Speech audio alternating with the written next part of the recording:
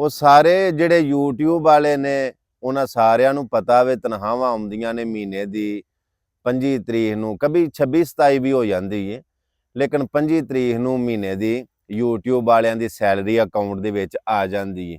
ਉਹ ਜਿਹੜੀ ਮੇਲ ਵਗੈਰਾ ਆਉਂਦੀ ਏ ਉਹ ਤੇ ਮਹੀਨੇ ਦੀ ਸਮਝੋ ਬਈ 22 ਤਰੀਕ ਨੂੰ 21 ਤਰੀਕ ਨੂੰ ਆ ਜਾਂਦੀ ਏ। ਤਨਖਾਹ ਅਕਾਊਂਟ ਦੇ ਵਿੱਚ ਜਿਹੜਾ ਨਾ ਉਹ 25 26 27 ਤਰੀਕ ਤੱਕ ਆ ਜਾਂਦੀ। ਉਹ ਮੈਨੂੰ ਨੈਸ਼ਨਲ ਬੈਂਕ ਵਾਲਿਆਂ ਨੇ ਸੱਦਿਆ ਤੇ ਆਖਣ ਲੱਗੇ ਬਈ ਤੇਰੀ ਕੋਈ ਪੇਮੈਂਟ ਆਈ? ਮੈਂ ਕਿਹਾ ਜੀ ਆਈ। ਕਿੰਨੀ ਹੈ? ਉਹ ਮੈਂ ਹਿਸਾਬ ਲਾਇਆ ਵੀ, ਮੈਂ ਕਿਹਾ ਵੀ ਡਾਲਰ ਇੰਨੇ ਬਣਦੇ ਤੇ ਡਾਲਰਾਂ 'ਚ ਹੀ ਆਉਂਦੀ ਹੈ ਨਾ। ਤੇ ਮੈਂ ਕਿਹਾ ਉਹ ਤਕਰੀਬਨ ਪਾਕਿਸਤਾਨੀ ਕਰੀਏ ਕਲੈਕਸ਼ਨ ਤੇ ਮੈਂ ਕਿਹਾ ਵੀ ਉਹ ਇੰਨੇ ਕੁ ਪੈਸੇ ਬਣ ਜਾਂਦੇ ਨੇ ਤੇ ਇਹ ਬਿਲਕੁਲ ਇੰਨੀ ਹੀ ਪੇਮੈਂਟ ਹੈ। ਤੇ ਕਿੱਥੋਂ ਆਈ ਹੈ? ਮੈਂ ਕਿਹਾ ਵੀ ਤੁਹਾਨੂੰ ਪਤਾ ਹੈ ਕਿੱਥੋਂ ਆਉਂਦੀ ਹੈ ਮੈਨੂੰ? ਇਹ ਨਹੀਂ ਮੈਂ ਨਵਾਂ ਆਇਆ ਵਾਂ ਤੇ ਲਿਹਾਜ਼ਾ ਤੁਸੀਂ ਨਾ ਕੱਲ ਬੈਂਕ ਆਓ। ਉਹ ਮੈਂ ਬੈਂਕ ਟੁਰ ਗਿਆ ਤੇ ਉਹ ਮੈਨੂੰ ਆਖਣ ਲੱਗੇ ਬਈ ਤੁਸੀਂ ਜਿਹੜੀਆਂ ਪਿਛਲੀਆਂ ਤੁਹਾਨੂੰ ਤਨਖਾਹਾਂ ਆਈਆਂ, ਸੈਲਰੀਆਂ ਆਈਆਂ ਨੇ, ਉਹਨਾਂ ਦਾ ਰਿਕਾਰਡ ਪ੍ਰਿੰਟ ਕਢਾ ਕੇ ਲਿਆਓ ਤੇ ਨਾਲੇ ਇੱਕ ਦਰਖਾਸਤ ਲਿਖ ਕੇ ਦਵੋ ਤੇ ਤੁਹਾਨੂੰ ਜਿਹੜਾ ਨਾ ਕੁਝ ਦਿਨਾਂ ਬਾਅਦ ਇਹ ਜਿਹੜੀ ਤੁਹਾਡੀ ਪੇਮੈਂਟ ਉਹਨਾਂ ਨੇ ਡੱਕੀ ਹੈ ਨਾ ਉਹ ਰਿਲੀਜ਼ ਹੋ ਜਾਏਗੀ। ਉਹ ਚਲੋ ਮੈਂ ਦਰਖਾਸਤ ਲਿਖ ਕੇ ਦਿੱਤੀ, ਨਾਲੇ ਉਹ ਪਿਛਲਾ ਰਿਕਾਰਡ ਨਾਲ ਲਾਇਆ ਤੇ ਉਹ ਆਖਣ ਲੱਗੇ ਵੀ ਇਹ ਕੱਲ ਛੜੀ ਏ ਮੇਨ ਜਿਹੜਾ ਵੇ ਇਹਨਾਂ ਦਾ ਕਰਾਚੀ ਹੈ ਸ਼ਾਇਦ, ਆਖਣ ਲੱਗੇ ਉੱਥੇ ਕੱਲ ਛੜਿਆ ਇਹਨੂੰ ਤੇ 5 ਤਰੀਕ ਤੱਕ ਜਿਹੜਾ ਨਾ ਉਹ ਤੁਹਾਡੀ ਅਕਾਊਂਟ ਦੇ ਵਿੱਚ ਤਨਖਾਹ YouTube ਵਾਲੀ ਆਈ ਇਹਦੀ। ਉਹ ਫਿਰ ਇਹ ਮਿਸਤਰੀ ਲੱਗੇ ਸਨ, ਮਸਜਿਦ ਦਾ ਕੰਮ ਤੁਹਾਨੂੰ ਪਤਾ ਨਾ ਸ਼ੁਰੂ ਕੀਤਾ ਵੇ, ਤੇ ਇਹ ਮਿਸਤਰੀ ਲੱਗੇ ਸਨ ਤੇ ਇੱਟਾਂ ਮੁੱਕ ਗਈਆਂ ਸਨ ਤੇ ਸੀਮਟ ਵੀ ਮੁੱਕ ਗਏ। ਅਸੀਂ ਤੁਹਾਨੂੰ ਦੱਸਿਆ ਸੀ ਨਾ ਵੀ ਮਟੀਰੀਅਲ ਖਤਮ ਹੋ ਗਿਆ।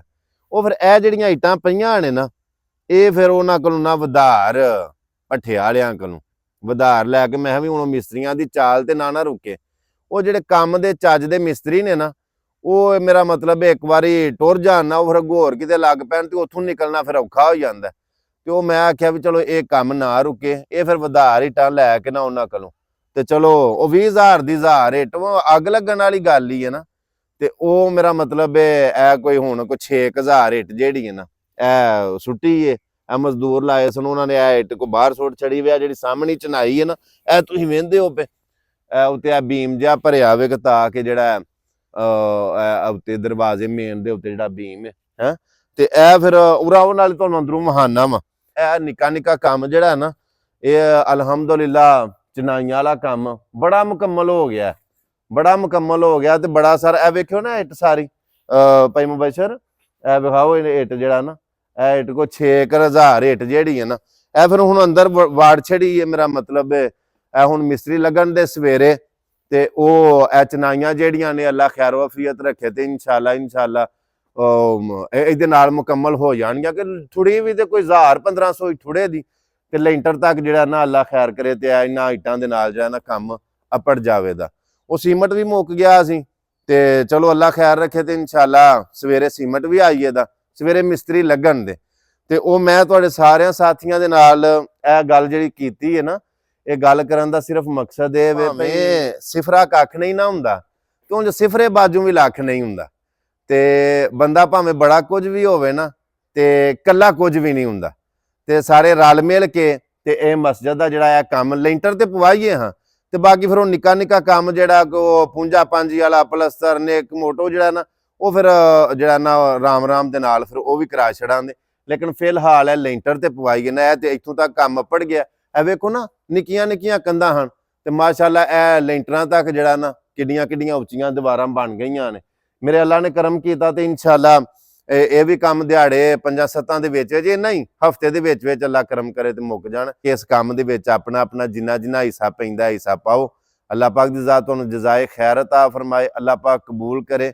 ਇਹ ਅੱਲਾ ਦੀ ਤੌਫੀਕ ਦੇ ਨਾਲ ਹੀ ਹੈ।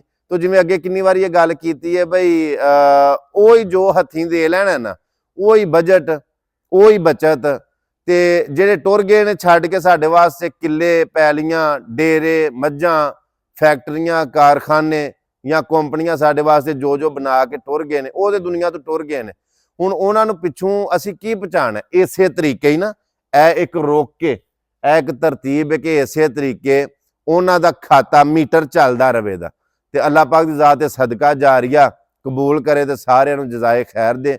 ਇਹ ਸਕਰੀਨ ਉੱਤੇ ਤੁਹਾਨੂੰ ਨੰਬਰ ਨਜ਼ਰ ਆਉਂਦਾ ਪਿਆ, ਇਸੇ ਨੰਬਰ ਦੇ ਉੱਤੇ ਤੁਸੀਂ ਮੇਰੇ ਨਾਲ ਰਾਬਤਾ ਕਰ ਲਓ। ਇਹ WhatsApp ਦਾ ਨੰਬਰ ਵੀ ਹੈ, ਇਹ ਮੇਰੀ ਕਾਲ ਦਾ ਨੰਬਰ ਵੀ ਹੈ।